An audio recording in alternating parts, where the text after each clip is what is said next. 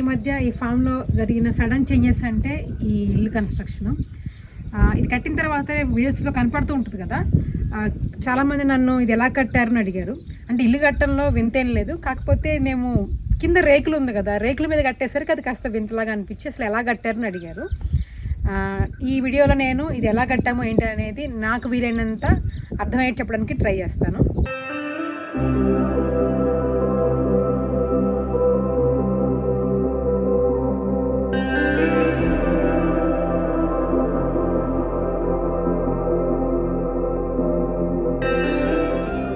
ఎవరైనా సరే నిజంగా ఇలాంటి టైప్ ఆఫ్ కన్స్ట్రక్షన్ చేయించుకోవాలనుకుంటే వీడియోని దయచేసి ఎక్కడ డ్రాక్ చేయకుండా మొత్తం వినండి. ఖచ్చితంగా మనకు అవసరమైన ఏదో ఒక చిన్న పాయింట్ దొరుకుతుంది. ఆ ఒక్క పాయింట్ని మనం మిస్ అయ్యామనుకోండి, అది యూస్లెస్గా అనిపిస్తుంది. సో ప్లీజ్ కావాలనుకుంటే మాత్రం డ్రాక్ చేయకుండా చూడండి. అలాగే ఇలాంటి కన్స్ట్రక్షన్ ఎవరైనా చేయించుకోవాలనుకుంటే ఒక్కొక్క దానికి అసలు ఎంత ఖర్చు అవుతుంది ఏంటి అనే వివరాలు నేను సుమారుగా ఇచ్చాను, కింద డిస్క్రిప్షన్ బాక్స్లో చూడండి. ఈ ఇల్లు కట్టాలనే ఉద్దేశం మాకు కొంచెం కూడా అసలు మా మైండ్లో లేదు. ఒక 10 years తర్వాత మాకు మా అమ్మాయికి సంబంధించిన రెస్పాన్సిబిలిటీస్ అయిపోయిన తర్వాత అప్పుడు ఏదైనా కట్టుకొని ఉందామని అనుకున్నాం. అప్పుడు దాకా కింద ఉన్న మామూలు ఆ ఇంట్లోనే ఉందాం అనుకున్నాం. యాక్చువల్గా ఏం జరిగిందంటే మొన్న మిడ్ సమ్మర్లో పైన ఆ డాంబర్ షీట్ ఉండేదన్నమాట. ఆ డాంబర్ షీట్కి బాగా వేడి వస్తుందని చెప్పేసి మేము ఏం చేసాము, ఒక వైట్ పెయింట్, మనకి ఇంటి పైన వైట్ పెయింట్ వేసుకుంటే కూలింగ్ ఎఫెక్ట్ వస్తుంది కదా, అలాంటిది బదులు మేము ఏం చేసాము, డ్యాంప్ ప్రూఫ్ పెయింట్ వేసాము అనమాట. అది వర్షాకాలంలో నీళ్లు పీల్చుకోకుండా పనికి వస్తుంది, అట్లనే సమ్మర్లో కూడా హీట్ రాకుండా ఉంటుందని చెప్పేసి సగం వేసారు సచిన్. టైం అయిపోయి సండే ఈవినింగ్ అయిపోయేసరికి కుదరక కొంచెం మిగిలింది మా పూల్సింగ్ వేయమని చెప్పారనమాట. అది పొరపాటున కొంచెం, అది యాస్బెస్టస్ రేకు కదా, పొరపాటున పగిలింది. దాంట్లోంచి వాటర్ ఇంట్లోకి వచ్చి లీక్ అయింది. మళ్ళీ అది మనం లేనప్పుడు వర్షం పడింది అనుకోండి, లోపల వైరింగ్ అంతా షార్ట్ సర్క్యూట్ అవుతుందన్న భయంతో ఇక మేము ఈ బాధల్ని భరించలేక ఏదన్నా దానికి చేయాలనుకున్నాము. మాకు టైనీ హోమ్స్ అంటే చాలా ఇష్టం. ఒక టైనీ హోమ్ చూడటము, అది ఎలా కన్స్ట్రక్ట్ చేశారో చూడటము, దానికి ఎంత ఖర్చు అయ్యింటుందని ఒక అంచనా వేయటము, అదొకటి ఇష్టం మాకు. ఇంకొకటి ఏ ప్లేస్లో ఒక ప్లేస్ ఇచ్చారనుకోండి, ఫర్ ఎగ్జాంపుల్ ఈ ప్లేస్ ఉంది, ఈ ప్లేస్లో ఎక్కడ ఏ వస్తువు వస్తే బాగుంటుంది, దాన్ని ఎలా డిజైన్ చేసుకుంటే ఫుల్లీ ఆర్గనైజ్డ్గా ఫుల్లీ యూజబుల్గా ఉంటుంది అనేది మేము ఎప్పుడు చూస్తూ ఉంటాం అనమాట. నేను ఈ రేకులు పగిలిపోయి ఆ ప్రాబ్లం వచ్చినప్పుడు ఒక 1 week ముందు నుంచి అనుకుంటా కబ్ హౌస్ కన్స్ట్రక్షన్స్ లాంటివి చూస్తున్నాను, ప్లస్ అడోబి కన్స్ట్రక్షన్స్ చూస్తున్నాను, అలాంటివన్నీ చూస్తున్నాను అనమాట. అవి ఎట్లా కడతారు ఏంటనేది. సో ఒక మలేషియాలోనో సింగపూర్లోనో ఒక ఆయన ఒక కబ్ హౌస్ కన్స్ట్రక్ట్ చేసి పైన ఫస్ట్ ఫ్లోర్ వేయడం కోసం అని చెప్పేసి పైన ఒక ఐరన్ స్ట్రక్చర్ వేశారనమాట. అంటే మనం మామూలుగా మట్టి ఇల్లు కట్టుకుంటే పైన మళ్ళీ ఇంకొకటి వేయడం కష్టం కదా. ఆయన వాళ్ళు ఏం చేశారు, ఇట్లా స్ట్రక్చర్ వేసి ఇట్లా ఐరన్తో దాని మీద సెకండ్ వేశారు అనమాట. అది నాకు మైండ్లో ఉండింది. ఓకే, ఇప్పుడు మనం రేకుల పైన బిల్డింగ్ కట్టలేము. సచిన్తో నేనేం చెప్పానంటే ఇట్లా మనం కూడా చేయొచ్చు కదా ఐరన్ స్ట్రక్చర్ అనగానే, ఓకే బాగానే ఉంది ఐడియా, మనం కనుక్కుందామని చెప్పేసి ఒక ఎక్స్ అనే కంపెనీతో మేము అడిగాము. వాళ్ళు వచ్చారు, ఎస్టిమేట్ చూశారు. బట్ మనం ఇక్కడ లేని టైంలో కూడా వర్క్ జరగాలి, అదొకటి. సో వాళ్ళకి కోఆర్డినేషన్ అనేది బాగుండాలి. అంటే వాళ్ళు చేస్తూ ఉండొచ్చు, కానీ మాకు అది సూటబుల్గా అనిపించలేదు. ఇంకెవరున్నారని ఆలోచిస్తే మాకు గోపాల్ వెజిటబుల్ నర్సరీ గోపాల్ గారు పరిచయం చేసిన సఫ్దర్ గారు గుర్తుకొచ్చారనమాట. ఆయన మన ఇంట్లో హైదరాబాద్లో బాల్కనీస్లో యూపీవీసీ స్లైడింగ్ డోర్స్ పెట్టారు. సో వారికి ఫ్యాబ్రికేషన్ వర్క్స్ కూడా చేస్తారు. ఆయన వెంటనే కాంటాక్ట్ చేశాము. ఇట్లా మా రిక్వైర్మెంట్ ఉందంటే ఆయన నెక్స్ట్ డేనే వచ్చేసి ఇట్లా ఇది అని చూపించాము. ఓకే, మనం ఏం చేస్తున్నామంటే ఇప్పుడు మన షెడ్కి ఇక్కడ నుంచి సపోర్ట్లు ఇచ్చుకుంటాం. ఓకే, ఈ సపోర్ట్ మీద మన ఫ్రేమ్ వస్తుంది, స్కెలిటన్, పైన స్కెలిటన్. ఆ స్కెలిటన్ మీద యాజ్ పర్ మన ఈ సైజ్ వస్తుంది కదా, ఏది సిమెంట్ షీట్ సైజ్ వస్తుంది కదా, ఆ సైజ్ ప్రకారం మనం స్కెలిటన్ చేసుకుంటాం. ఓకే, ఆ సిమెంట్ కంకర్ ఎక్స్ట్రా వర్క్ ఏది ఉన్నదో అది మీరు తెప్పించేసి సిమెంట్ కంకరు, ఆ ఉసుకే డస్ట్ ఆల్రెడీ అది తెప్పించేయాలి. ఒకరోజు ఈ గుంతల కోసం చెప్తాం, మా లేబర్ అయితే చేయరు. ఇక్కడ ఒక లేబర్ పెట్టేసి 2 లేబర్ పెట్టి తీపిచ్చేసి సివిల్ వర్క్ పూరా కామ్ ఎగ్జాక్ట్ పర్ఫెక్ట్ చలో చేద్దాం పదా అని చెప్పేసి ఆయన అప్పటికప్పుడు ఇంకా ప్లాన్ చేసాము మేము. సో ఫస్ట్ మేము అనుకుంది ఏంటంటే కింద షెడ్ ఎంత ఉందో అంత పైన జస్ట్ ఒక ఫ్రేమ్ వేసేసి దాని మీద స్లాబ్స్ ఉంటాయి కదా, అవి వేసేద్దాం అనుకున్నాము. కొంచెం అటుపక్క ఎక్స్టెండ్ చేద్దామని, ఇల్లుని దాటి కొంచెం ఇటు పక్కన ఎక్స్టెండ్ చేద్దామనేసి అప్పటికప్పుడు ప్లాన్ చేంజ్ చేసాము. ఓకే అనుకున్నాము. మళ్ళీ నెక్స్ట్ డేకి ఇంకొంచెం చేంజ్ అయ్యింది. పైన ఎటు ఎక్స్టెండ్ చేసాము, పెద్ద టెర్రస్ అయిపోతుంది కదా, పైన ఇంకొక రూమ్ వేసుకుంటే అయిపోతుంది అనుకున్నాం. సో 12x12 అనుకున్నాము. కొంచెంసేపు అయినాక 12x12 అనేది చిన్నగా అనిపిస్తుంది, ఇంకొంచెం 14x14 అనుకున్నాం. కాదు మళ్ళీ 16x16 అనుకున్నాం. సో వర్క్ తగ్గేటప్పుడు కూడా చాలా చేంజెస్ చెప్పాము. బట్ ఆయన కొంచెం కూడా విసుక్కోకుండా, అది కూడా మిడ్ సమ్మర్లో కొంచెం కూడా విసుక్కోకుండా సహనంగా మేము చెప్పిన చేంజెస్ని అప్పుడు ఆన్ ద స్పాట్ చేంజెస్ని కూడా యాక్సెప్ట్ చేసి ఆయన దాని తగ్గట్టు మాకు నచ్చినట్టు కట్టించి వెళ్ళారు. సో ప్రస్తుతానికి ఇలా అయింది. వర్షాకాలం వల్ల పనులు కొన్ని చాలా వరకు ఆగిపోయినాయి అనమాట. దీని గురించి చెప్పినప్పుడు ఫస్ట్ వచ్చే క్వశ్చన్ ఎవరికైనా, అదేదో కింద ఇల్లు తీసేసేసి స్టాండర్డ్గా బిల్డింగే కట్టుకోవచ్చు కదా, రెగ్యులర్గా ఎలా కన్స్ట్రక్ట్ చేస్తారో అలా చేసేసుకోవచ్చు కదా, మళ్ళీ ఎందుకు ఈ ఐరన్ దానికి వెళ్ళారు అని సందేహం రావచ్చు. మనకి టైం లేనప్పుడు, అంటే ఇల్లు కట్టించుకునేటప్పుడు ఎక్కడైనా చూడండి, దగ్గర ఇంటి కట్టించుకునే వ్యక్తి ఇంటి పక్కనే ఉండి దగ్గర ఉండి ప్రతిరోజు కట్టించుకుంటారు. మాకు ఆ ఆప్షన్ లేదు. మేము వారంలో ఒకరోజు కానీ 2 రోజులు మాత్రమే ఇక్కడ వచ్చి ఉండగలుగుతాము. సో అదొక మెయిన్ ప్రాబ్లం. మేము టైం స్పెండ్ చేయలేము. నెక్స్ట్, రిసోర్సెస్ తక్కువ. ఇక్కడ ఎవరు దొరకరు. ఒకవేళ దొరికినా మనము ఉండే 2 రోజుల్లోనే వాళ్ళతో చేయించుకోలేము. అదొకటి సెకండ్ రీజన్. ఇంకొకటి మనకి వెదర్ కూడా, అంటే ఇప్పుడు సీజన్స్ మారుతూ ఉంటాయి. సమ్మర్లో ఉన్నప్పుడు వర్షాకాలం వచ్చేసరికి మన కన్స్ట్రక్షన్ అనేది చాలా కష్టం అవుతుంది. టైం తక్కువ ఉంది, తక్కువ టైంలో ఫాస్ట్గా అయిపోవాలి అది మనకి. ఇప్పుడు మళ్ళీ పొడి స్టాండర్డ్ కన్స్ట్రక్షన్ అనుకుందాం అనుకోండి, కింద ఇల్లు కూరగొట్టేసి కట్టుకోవాలి, మళ్ళీ మేము ఎక్కడ ఉండాలి మేము వచ్చినప్పుడు. సో ఇలాంటి రీజన్స్ అన్నీ ఉన్నాయి కాబట్టి క్విక్గా అయిపోవాలి మాకు, అలానే స్టాండర్డ్గా కూడా ఉండాలి కాబట్టి ఇది సెలెక్ట్ చేసుకున్నాము. అయితే ఇప్పుడు మీరు అబ్జర్వ్ చేస్తే ఇదేం కొత్త కాదండి, ఎప్పటి నుంచో ఉంది, చాలా సంవత్సరాల నుంచే ఉంది. 6 years బ్యాక్ అనుకుంటా ఒక మాదాపూర్లో ప్లేస్ నుంచి వెళ్తుంటే మాకు ఒక రెస్టారెంట్ కనిపించేది. అది ఎప్పుడు రేకులతో ఉండేది. సడన్గా చూసేసరికి పైన ఇంకొక ఫ్లోర్ వచ్చింది. మేము ఆ రోజు తినడానికి వెళ్ళకుండా డైరెక్ట్గా లోపలికి వెళ్ళిపోయి మేనేజర్ని కలిసి, మీరు కింద రేకులు ఉండేది కదా పైన ఎలా కట్టారని అడిగాము ఆయన్ని. ఆయన చెప్పారు, పైన ఇలా మేము ఐరన్ స్ట్రక్చర్ వేసి దాని మీద కట్టామని చెప్పారు అనమాట. అప్పుడే మాకు మైండ్ అది ఉంది. ఆ తర్వాత కొన్ని రోజులకి మెల్లమెల్లగా చూస్తే చాలా చిన్న చిన్న రెస్టారెంట్స్, టేక్అవే సెంటర్స్, పెద్ద పెద్ద సాఫ్ట్వేర్ కంపెనీస్, హఫీజ్పేట ఫ్లైఓవర్ పక్కన మీరు అబ్జర్వ్ చేస్తే ఒక పెద్ద బిల్డింగ్ కరోనా టైంలో కట్టేశారు. అది ఎట్లా కట్టారంటే ఇదే ఇట్లా ఐరన్ స్ట్రక్చర్తోనే కట్టేశారు. మొత్తం చాలా ఫాస్ట్గా అయిపోతుంది, ఖర్చు కూడా తక్కువ అవుతుంది అనమాట. మామూలు కన్స్ట్రక్షన్స్తో పోలిస్తే తక్కువ అవుతుంది. ప్లస్ అది ఫ్లెక్సిబుల్, మనకి ఎప్పుడు కావాలంటే అప్పుడు దాన్ని తీసేసుకోవచ్చు. రెసిడెన్షియల్ కన్స్ట్రక్షన్కి ఇలాంటిది ఎవరు యూజ్ చేయకపోయి ఉండొచ్చు, ఎక్కువ మంది మన నోటీస్లో ఉండకపోయి ఉండొచ్చు, ఎవరైనా ఉన్నారేమో. అందువల్ల కొంచెం కొత్తగా అనిపిస్తుంది అంతే. సో ఇప్పుడు స్టాండర్డ్ కన్స్ట్రక్షన్కి దీనికి ఏమైనా పెద్ద డిఫరెన్స్ ఉందా అంటే చెప్పాలంటే కన్స్ట్రక్షన్ ప్రొసీజర్ డిఫరెంట్, కానీ ఇది కూడా స్టాండర్డ్గా ఉంటుంది. ఎన్ని సంవత్సరాలు అంటే అన్ని సంవత్సరాలు దీంట్లో కూడా ఉండొచ్చు. దీన్ని మనం ఏమి తీసేయాల్సిన అవసరం లేదు. మనం మామూలు ఇల్లు ఎలా ఉంటాయి ఇది కూడా అలానే ఉంటుంది. ఒక 2-3 days టైంలోనే ఫైనల్గా అసలు ఎలా ఉండాలనేది ఒక డిసిషన్కి వచ్చేసాము. వచ్చిన తర్వాత ఫస్ట్ ఇక దానికి ఇన్వెస్ట్ చేయాలి. ఫస్ట్ కొనాల్సింది ఏంటంటే స్టీల్ కొనాలి. సో సఫ్దర్ గారికి చెప్తే ఎంత స్టీల్ ఖర్చు అవుతున్నది ఏంటనేది ఆయన చెప్పారు. సో 3+ tons ఆఫ్ స్టీల్ పట్టింది దీనికి. దానికి ఒక 3 lakhs దాకా ఖర్చు అయింది. వాటి తర్వాత తీసుకోవాల్సింది సిమెంట్ బోర్డ్స్. అవి నాకు తెలిసి ప్రస్తుతానికైతే వి బోర్డ్స్ అని ఉంది, సి బోర్డ్స్ అని ఉంది. వి అంటే విశాఖ వాళ్ళది అనుకుంటా, సి అంటేనేమో ఈ బిర్లా వాళ్ళదని అనుకుంటున్నాను. సో దాంట్లో ఏంటంటే మనకి డిఫరెంట్ థిక్నెస్తో వస్తాయి అన్నమాట. మేము పైన ఫ్లోరింగ్ కోసం 18 mm థిక్నెస్ ఉన్న బోర్డ్స్ తీసుకున్నాము. తర్వాత మళ్ళీ మొత్తం కట్టేసిన తర్వాత రైలింగ్కి అడ్డుగా పెట్టడం కోసం చెప్పేసి 6 mm థిక్నెస్ ఉన్న బోర్డ్స్ కూడా తీసుకున్నాము సెకండ్ టైము. ఫస్ట్ రోజు మెటీరియల్ అంటే స్టీల్ రాగానే వర్క్ స్టార్ట్ చేద్దామని చెప్పేసి ఆ వెల్డింగ్ మిషన్స్ అన్ని రెడీ చేసుకొని అవి ఫ్రేమ్స్ తయారు చేయడం కోసం అని చెప్పి ఇటుకలు అన్ని ఇట్లా పెట్టారో లేదో ఈలోపే పెద్ద వర్షం పడి పని ఆగిపోయింది. ఫస్ట్ పైన వేయాల్సిన స్ట్రక్చర్ తయారు చేయడం స్టార్ట్ చేశారు, అంటే ఆ స్కెల్టన్ తయారు చేయడం స్టార్ట్ చేశారు. అక్కడ వాళ్ళు ఉండి పనిచేసిన రోజులు ప్రతిరోజు ఏదో ఒక టైంలో వర్షం పడటం సడన్గా, లేదంటే పవర్ కట్. అంటే రోజు మొత్తంలో ఒక 2-3 గంటలు మాత్రమే పవర్ ఉండింది. పైగా మే కాబట్టి మిగిలిన టైం మొత్తం విపరీతమైన ఎండ. ఇలాంటి ఒక భయంకరమైన వాతావరణంలో వాళ్ళు ఒక 15 days అక్కడ ఉండి పనిచేశారు. ఒకవేళ ఈ వర్షం పడకుండా పవర్ కట్ లేకుండా ఉంటే ఇంకా ఒక త్వరగా అయిపోయేది, ఒక 6 daysలోనే అయిపోయేదేమో. అది కాకుండా మధ్యలో ఒకసారి అయితే వెల్డింగ్ మిషన్ కూడా కాలిపోయింది. సఫ్దర్ గారు అప్పటికప్పుడు సిటీకి వెళ్ళి కొత్త వెల్డింగ్ మిషన్ తీసుకొచ్చారు పని ఆగిపోకూడదని.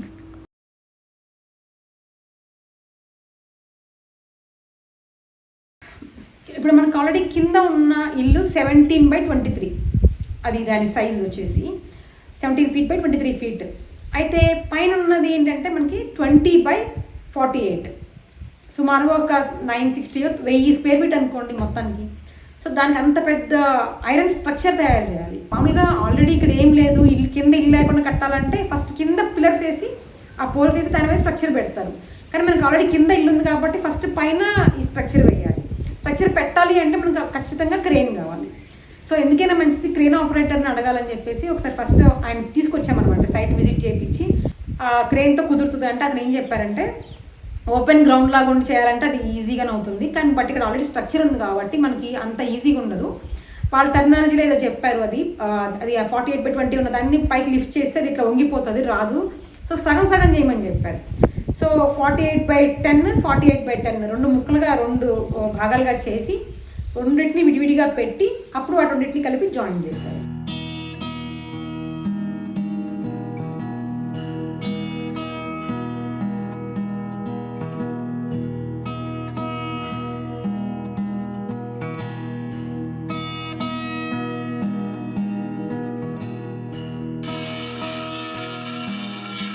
పగలు చాలాసేపు పవర్ కట్ ఉంది కాబట్టి నైట్ కూడా మెలుకొని వర్క్ చేశారు. మొత్తానికైతే చాలా ఫాస్ట్గా ఆ ఫ్రేమ్స్ అన్ని తయారు చేశారు. అంటే ఫస్ట్ ఇంటి మీద వేయాల్సిన మెయిన్ ఫ్రేమ్ని 2 ముక్కలుగా తయారు చేశారు. తర్వాత రూమ్ పైన వేయాల్సిన ఫ్రేమ్ని కూడా తయారు చేశారు. మొత్తం 3 భాగాలుగా తయారైనవి. ఫ్రేమ్స్ తయారు చేయగానే రెడ్ ఆక్సైడ్ కోటింగ్ కూడా వేసేసారు. నెక్స్ట్ డే మార్నింగే క్రేన్ కూడా వచ్చింది.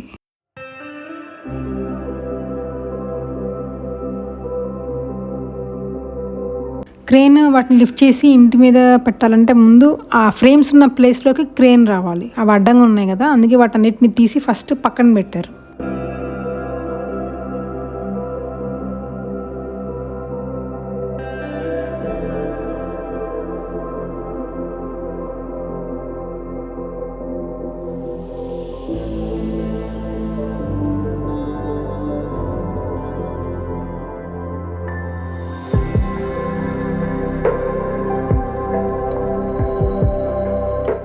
అవి 3 తీసి పక్కన పెట్టేసిన తర్వాత దాంట్లో ఫస్ట్ ఒక 10/48 ఫ్రేమ్ని మళ్ళీ దానికి తగిలించారు.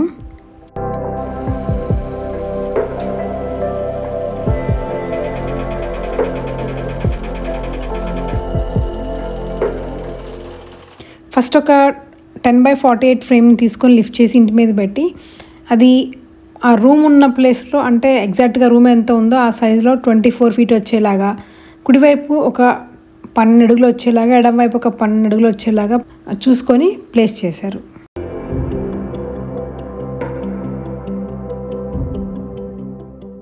అక్కడ ఎప్పుడు విపరీతంగా గాలి వస్తూ ఉంటుంది. ఆ రోజు వీడియో తీస్తున్నప్పుడు కూడా బాగా స్ట్రాంగ్ విండ్ ఉంది. దానివల్ల డ్రోన్ స్ట్రాంగ్ విండ్ వార్నింగ్ కూడా ఇస్తుంది డ్రోన్లో. కానీ కొట్టుకుపోయింది అది. దాన్ని యాక్చువల్గా క్యాలిబ్రేట్ చేయాలి, ఆ టైం లేక అలానే వీడియో తీశారనమాట. అందువల్ల నెక్స్ట్ వీడియో కొంచెం షేక్ అవుతున్నట్టుగా వస్తుంది. సో ఆ సెకండ్ 10/48 ఫ్రేమ్ కూడా పైకి లిఫ్ట్ చేసి పెట్టి దానికి జాయింట్ చేశారు, అంటే వెల్డింగ్ చేశారు.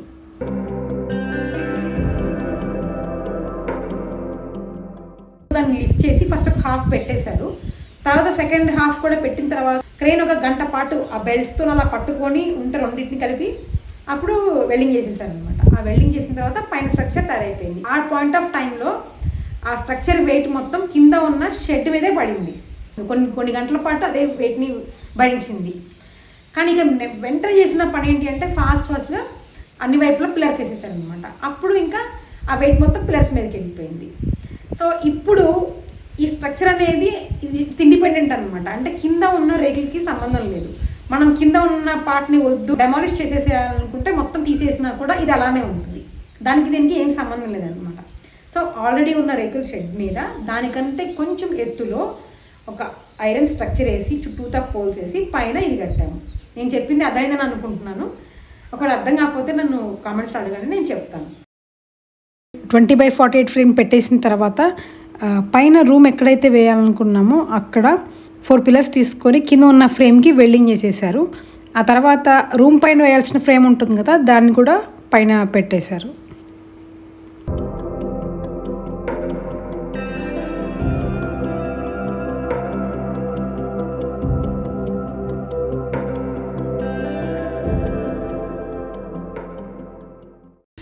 పక్కన పైన వర్క్ జరుగుతుంది కదా, ఈలోపు కింద ఎక్కడెక్కడైతే పిల్లర్స్ రావాలో అక్కడ తవ్వేసి రెడీగా ఉంచారు. ఇంటి ముందు వరండా కోసం వేసిన రేకులు ఉన్నాయి కదా, ఆ రేకులకి హోల్ చేసి అందులోంచి పిల్లర్ని పైకి పెట్టి పైన ఉన్న ఫ్రేమ్కి వెల్డింగ్ చేశారు. అలా వెనక ఉన్నాయి పోల్స్ రెండు వైపులా, ముందు అన్ని వైపులా పెట్టారు. ఆ తర్వాత సిమెంట్ బోర్డ్స్ వేయడం స్టార్ట్ చేశారు. ఈ సిమెంట్ బోర్డ్స్ మనకి 4 mm థిక్నెస్ నుంచి స్టార్ట్ అయ్యి 25 mm వరకు ఉంటాయి. మన అవసరాన్ని బట్టి ఆ థిక్నెస్ ఏది కావాలనేది మనం చూస్ చేసుకోవాలి. వీటిని ఫాల్ సీలింగ్కి యూజ్ చేయొచ్చు. అలాగే అంటే 4 mm thickness, 6 mm, 8 mm thickness ఉన్నవి ఫాల్ సీలింగ్ యూజ్ చేయొచ్చు. అలాగే పార్టిషన్స్ కోసం యూజ్ చేయొచ్చు, వాల్ ప్యానలింగ్కి యూజ్ చేయొచ్చు. ఇంకా మెజనైన్ ఫ్లోరింగ్ అంటారు కదా, అంటే ఒక ఎత్తైన ఏదైనా షెడ్ కానీ బిల్డింగ్ కానీ ఉన్నప్పుడు మధ్యలో ఉన్న ప్లేస్లో ఇంకొక చిన్న ఫ్లోర్ లాగా వేసుకోవాలనుకోండి, లోపల నుంచి మెట్లు పెట్టి, అలాంటి వాటికి కూడా వీటిని ఈ సిమెంట్ బోర్డ్స్ని మనము ఫ్లోరింగ్గా వాడుకోవచ్చు. అయితే వాటికి 18, 20, 25 mm థిక్నెస్ మాత్రమే యూజ్ చేయాలి. సో మనము అక్కడ ఆ ఫ్లోర్ మీద వేస్తున్న లోడ్ అండ్ స్ట్రెస్ని బట్టి ఆ థిక్నెస్ అనేది ఎంచుకోవాలి. అలాగే కిచెన్ క్యాబినెట్స్, వార్డ్రోబ్ షెల్ఫ్స్ ఇలాంటివి వాటి కోసం యూజ్ చేయొచ్చు. వాల్ క్లాడింగ్కి, రూఫ్ అండర్లేకి ఇలాంటి వాటికి కూడా యూజ్ చేయొచ్చు అనమాట. అయితే ఇవి మనకి ఫైర్ రెసిస్టెంట్ ఉంటుంది, వాటర్ రెసిస్టెంట్, టర్మైట్ రెసిస్టెంట్ కూడా ఉంటుంది. ఎప్పుడైనా కావాలి అక్కడ తీసేయాలనుకుంటే కూడా మనం వాటిని డిస్మాంటిల్ చేసేసి మళ్ళీ వేరే ప్లేస్కి కూడా తీసుకెళ్ళచ్చు. సో అంత ఫ్లెక్సిబుల్గా ఉంటుంది అనమాట. ఇప్పుడు ఆ ఐరన్ స్ట్రక్చర్ ఉంది కదా, అదంతా మనం పర్మనెంట్గా ఉంచాలనుకుంటున్నాం కాబట్టి వెల్డింగ్ చేసాము. కానీ నేను చాలా దగ్గర అబ్జర్వ్ చేశాను రోడ్డు మీద వెళ్ళేటప్పుడు, ఇలాంటి స్ట్రక్చర్స్కి వాళ్ళు వెల్డింగ్ చేయకుండా బోల్ట్ అండ్ నట్స్ యూజ్ చేసి ఫిట్ చేస్తున్నారు. అది ఎప్పుడైనా అవసరం లేదు అక్కడ తీసేయాలనుకుంటే ఈజీగా తీసేయచ్చు. ఆ రోజు సాయంత్రానికల్లా మొత్తం సిమెంట్ బోర్డ్స్ అన్నిటినీ ఫిక్స్ చేసేసారు. ఇంకా ఆ తర్వాత రోజు మెట్లు తయారు చేశారు. ఇక్కడ సఫ్దర్ గారిని అసలు అప్రిషియేట్ చేయకుండా ఉండలేకపోతున్నాను. ఎందుకంటే మెయిన్ ఒక ఫ్యాబ్రికేటర్గా ఉండాల్సిన ఒక మంచి లక్షణం ఏంటి అంటే, తీసుకున్న మెటీరియల్ని వేస్ట్ కాకుండా ప్రాపర్గా ఆప్టిమైజ్ చేసి యూటిలైజ్ చేయడం అనేది చాలా వెరీ ఇంపార్టెంట్ అనమాట. మనం తీసుకున్న ఈ ఐరన్లో మొత్తం స్టీల్ మొత్తంలో స్క్రాప్ లాగా రాకుండా, వేస్ట్గా పోకుండా మొత్తం ప్రాపర్గా యూటిలైజ్ అయ్యేలాగా ఆయన ఆ మెటీరియల్ తెప్పించి అలాగా వెల్డింగ్ చేయించి స్ట్రక్చర్ తయారు చేయించారనమాట. సో ఇది చాలా ఇంపార్టెంట్. మనం తీసుకున్న మెటీరియల్ ఎక్కడ వేస్ట్ పోకుండా చూసుకోవాలి.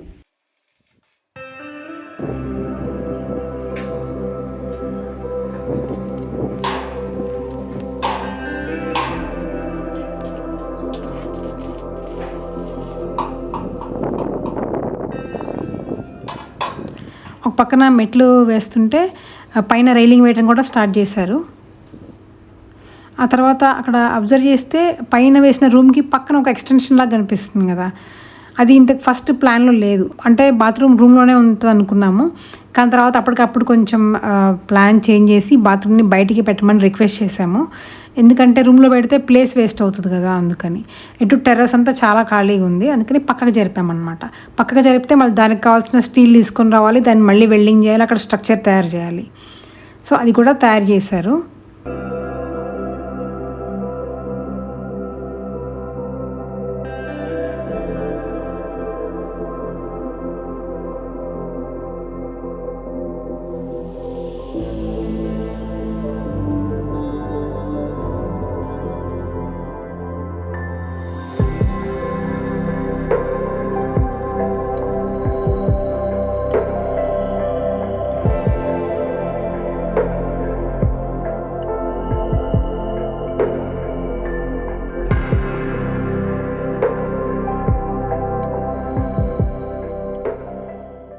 ఆ రోజుతో సఫ్దర్ గారు చేయాల్సిన పని అంతా అయిపోయింది. అంటే ఫ్యాబ్రికేషన్కి సంబంధించిన వర్క్ మొత్తం అయిపోయింది.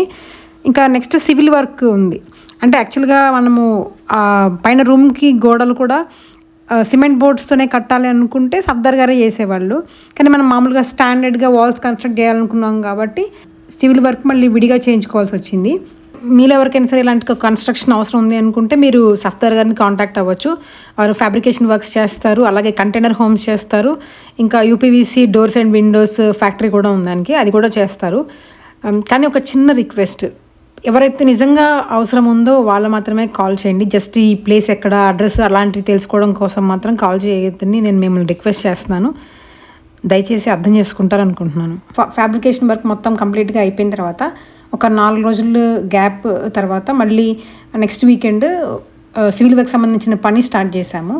సివిల్ వర్క్ కోసం అవసరమైన శాండ్, డస్ట్, సిమెంట్, ఇటుకలు ఇలాంటివన్నీ తీసుకుని రెడీగా పెట్టాము. తర్వాత ఈ సివిల్ వర్క్ చేయడానికి కావాల్సిన ఈ మేస్త్రి ఉంటారు కదా, అది కూడా మనకి గోపాల్ వెజిటేబుల్ నర్సరీ గోపాల్ గారే ప్రొవైడ్ చేశారు. అంటే వాళ్ళు రీసెంట్గా కొత్త ఇల్లు కట్టుకున్నారు, ఆ మేస్త్రిని పంపించారనమాట మాట్లాడి. మాకు చాలా నీట్గా బాగా చేశారు వర్క్ వాళ్ళు. అయితే ఈ బ్రెడ్ బ్రిక్స్ అప్పుడు ఏమైందంటే సచిన్ సాటర్డే మొత్తం ఇటుకల కోసం వెతికితే ఎక్కడా దొరకలేదు, అంటే రెడీగా లేవన్నమాట. ఒక ఆర్డర్ ఇస్తే ఒక 2-3 రోజుల తర్వాత ఇస్తామని చెప్పారు. మొత్తం వెతికితే చివరికి సండే సాయంత్రానికి ఒకళ్ళ దగ్గర దొరికింది, నైట్, సాయంత్రం కూడా కాదు. వాళ్ళ దగ్గర డబ్బులు కట్టేశారు. వాళ్ళు నెక్స్ట్ డే అంటే మండే మార్నింగ్ లోడ్ పంపిస్తామని చెప్పారు. మేము హైదరాబాద్ వచ్చేసాము. సో మండే మార్నింగ్ లోడ్ వచ్చింది. ఆ లోడ్ వచ్చిన తర్వాత నెక్స్ట్ వీక్ ఇవి యూజ్ చేయడం స్టార్ట్ చేశారనమాట. అసలు అది ఇటుకలు బాగాలేదు, ఇట్లా పట్టుకుంటేనే పొడిలాగా రాలిపోతుంది. మేస్త్రి వాళ్ళు కూడా ఇటుకలు అంతా బాగాలేదని చెప్పారు. ఇంకా మాకు ఏం చేయాలో అర్థం కాలేదు. సో ఏం చేసామంటే నెక్స్ట్ మళ్ళీ అదే రోజు మళ్ళీ సఫ్దర్ గారు కూడా వచ్చారు. సఫ్దర్ గారు, సచిన్ కలిసి పక్కన మళ్ళీ వెతికితే ఒక లైట్ వెయిట్ బ్రిక్స్ తయారు చేసే ఫ్యాక్టరీ కనిపించింది. అక్కడికి వెళ్ళి బ్రిక్స్ ఆర్డర్ చేశారు. ఇప్పుడు ఇక్కడ మనం తీసుకున్న ఈ లైట్ వెయిట్ బ్రిక్ వచ్చేసి 6 ఇంచెస్ బ్రిక్స్ తీసుకున్నాము. ఆ లైట్ వెయిట్ బ్రిక్స్లో మనకి 9 ఇంచ్ ఉంటుంది, 8 ఇంచ్, 6, 4 ఇంచెస్ ఆ మోడల్స్లో ఉంటాయి. ఇలాంటి దానికి మనకి మినిమం కనీసం 6 ఇంచ్ అన్నా ఉండాలి. మనం ప్లాస్టరింగ్ అది చేసిన తర్వాత అటు సుమారుగా 1/2 ఇంచ్, ఇటు సుమారు 1/2 ఇంచ్ పెరగటం వల్ల మనకి అది 7 ఇంచ్ అయిపోతుంది వాల్. ఈచ్ 9 ఇంచ్ వచ్చేసి 90 rupees, 8 inch brick 80 rupees, 6 inch 60 rupees, 4 ఇంచ్ది 40 rupees. So ఇది 60 రూపీస్ అనమాట ఈచ్ బ్రిక్. 600 బ్రిక్స్తోనే ఇది అయిపోయింది కన్స్ట్రక్షన్.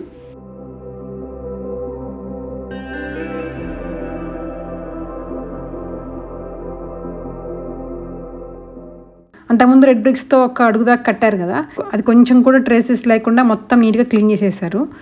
ఇంకా ఆ తర్వాత పక్కన పైన వాల్ కన్స్ట్రక్ట్ చేస్తూనే కింద మనకి ఆల్రెడీ ఉన్న షెడ్కి పైన వేసిన ఫ్రేమ్కి మధ్య ఒక గ్యాప్ ఉంటుంది కదా, ఆ గ్యాప్ని అలానే ప్యాక్ చేయకుండా వదిలేస్తే లోపలికి తేనెటీగలు వెళ్ళి తేనె తుట్లు పెడతాయి, లేదంటే గబ్బిలాలు లాంటివి వెళ్ళే అవకాశం ఉంటుంది. కాబట్టి ఫస్ట్ దాన్ని కూడా క్లోజ్ చేసేసారు.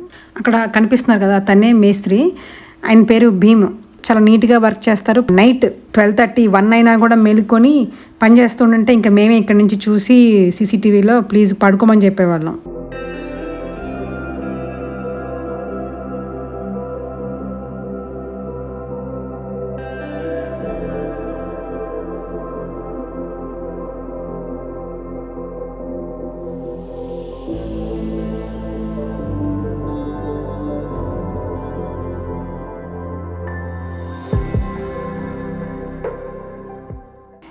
వాల్ కన్స్ట్రక్షన్ మొత్తం అయిపోయిన తర్వాత నెక్స్ట్ ప్లాస్టరింగ్ వర్క్ స్టార్ట్ చేశారు. బయట ప్లాస్టరింగ్ చేయాలని స్టార్ట్ చేసినప్పుడల్లా వర్షం పడుతూ ఉండేది. అయితే అసలు ఈ మొత్తం టోటల్ వర్క్ అంతా ఒకవేళ అది రైనీ సీజన్ కాకుండా ఉంటే కనుక ఒక 20 నుంచి 25 డేస్లో పని మ్యాక్సిమం ఒక 1 మంత్ లోపు ఈజీగా అయిపోయేది. సో పర్మనెంట్ స్ట్రక్చర్కి ఎటువంటి డిఫరెన్స్ లేని ఒక స్ట్రక్చర్ ఇది, ఈజీగా వేసుకోవచ్చు. కొంచెము మనము తక్కువలో కూడా కన్స్ట్రక్ట్ చేసుకోవచ్చు, లేదా అంత బడ్జెట్ ప్రస్తుతం లేదనుకుంటే కూడా దీన్నే ఇంకొంచెం తగ్గించి కూడా చేసుకోవచ్చు. ఇలా కాదు, మనం దీనికన్నా తక్కువ కావాలి ఖర్చు అనుకోండి, సిమెంట్ బోర్డ్స్ యూజ్ చేసి కట్టేసుకోవచ్చు. ఎలా అంటే ఫస్ట్ ఒక బోర్డు పెడతారు నిలువుగా, 2 బోర్డ్స్ మధ్య 40 mm గ్యాప్తో పెట్టేస్తారు అనమాట. మధ్యలో మనకి ఇన్సులేషన్ వస్తుంది. రకరకాల ఇన్సులేషన్స్ యూజ్ చేస్తారు. దాంట్లో glass wool, rock wool insulation ఎక్కువగా యూజ్ చేస్తారు. గ్లాస్ వూల్ ఇన్సులేషన్కి మనకు కొంచెం తక్కువ ఖర్చు అవుతుంది, రాక్ వూల్కి అయితే కొంచెం ఎక్కువ అవుతుంది. ఏ విధంగా చూసుకున్నా సరే మనకి మామూలు బ్రిక్తో కట్టిన కన్స్ట్రక్షన్ కన్నా కూడా సిమెంట్ బోర్డ్స్తో అయ్యే ఖర్చు తక్కువ అవుతుంది. ఒక 50% ఖర్చుతో, తక్కువ ఖర్చుతో అయిపోతుంది.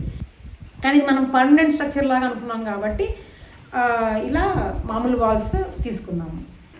అది ఇంతవరకు వచ్చిన తర్వాత ఒకసారి ఇంటి ముందు నుంచి అబ్జర్వ్ చేస్తే అవి బిల్డింగ్ సపోర్ట్ కోసం వేసిన పోల్స్ ఉన్నాయి కదా, పిల్లర్స్, ఐరన్వి. ఆ పిల్లర్స్ని చూస్తే చూడటానికి మామూలు ఇల్లులాగా అనిపించట్లేదు. ఒక మామూలు ఇల్లు కడితే ఎలాంటి లుక్ వస్తుందో అలా అనిపించడం కోసం అని చెప్పేసి అటువైపు 3, ఇటువైపు 3 ఉన్న పోల్స్కి పిల్లర్స్ వేసాము.